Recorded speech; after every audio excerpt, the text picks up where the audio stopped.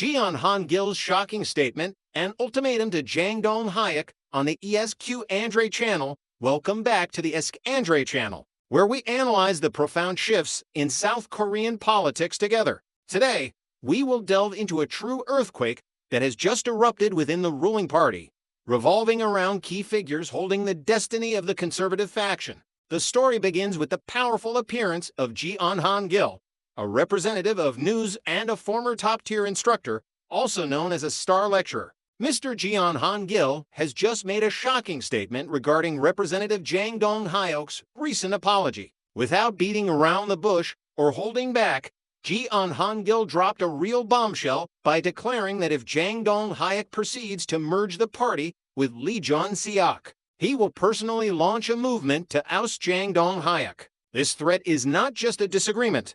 It carries the tone of an ideological civil war where an influential figure like Han-gil is ready to directly confront the party leadership if a red line is crossed. Currently, there are many whispers from surrounding people suggesting that to win the upcoming local elections, pushing for a merger with Lee Jun-seok's faction is necessary. At the same time, invisible pressures are weighing on Jang Dong-hayek, demanding he embrace Han Dong-hoon. Personally, I see this as a dangerous political trap because compromising with those who have harmed the party has never been a wise strategy, but rather a risky temporary patch. Recalling the event where Jang Dong-hayek apologized for former President Yoon Suk-yeol declaring martial law, calling it inappropriate. This apology from the ruling party representative caused a huge psychological shock to the ardent supporters of the People Power Party. Although Jang Dong-hayek explained it was a decision made in agony,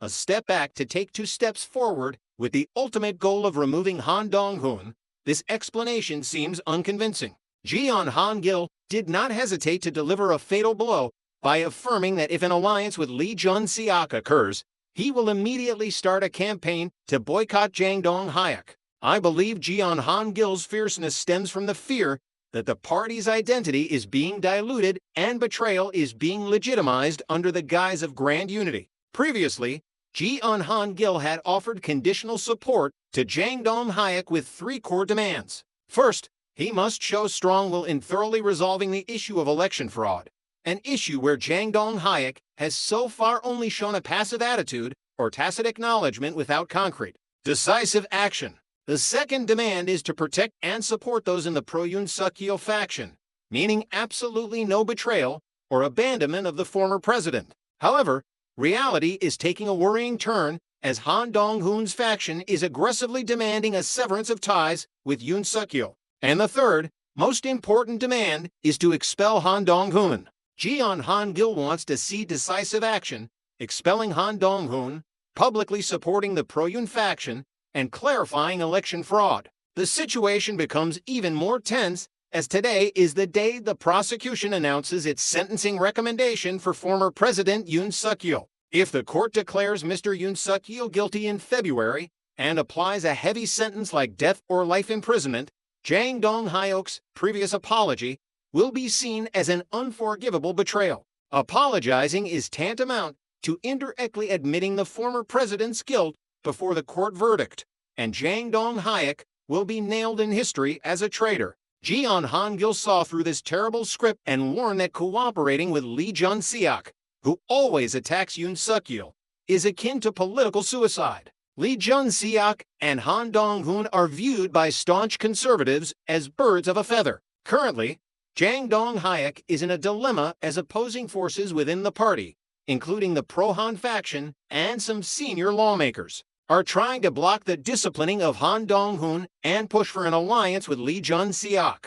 For instance, Kim Moo-sung recently stated in an interview that Jang Dong-hayek needs to go with Lee Jun-seok and Yoo Se-ong-min to win the election. But the view of true conservatives is that one cannot merge with traitors who have damaged the party to the point of near destruction. Merging with them only drags the party further into the quagmire. Han-gil sent a stern message that the moment the merger happens, the campaign to oust Jang Dong-hayek will begin. This is an issue of the identity and purity of the Conservative Party. Figures like Lee Jun-seok or Han Dong-hoon can be likened to leftists with a flashy Gangnam style, especially Lee Jun-seok, who continuously sniped at and attacked Yoon Suk-yeol, causing internal turmoil with deceptive actions. Bringing Lee Jun-seok back is like implanting another cancerous tumor into the party's ailing body. Han Dong-hoon is already a cancer, and Lee Jun-seok is just the same.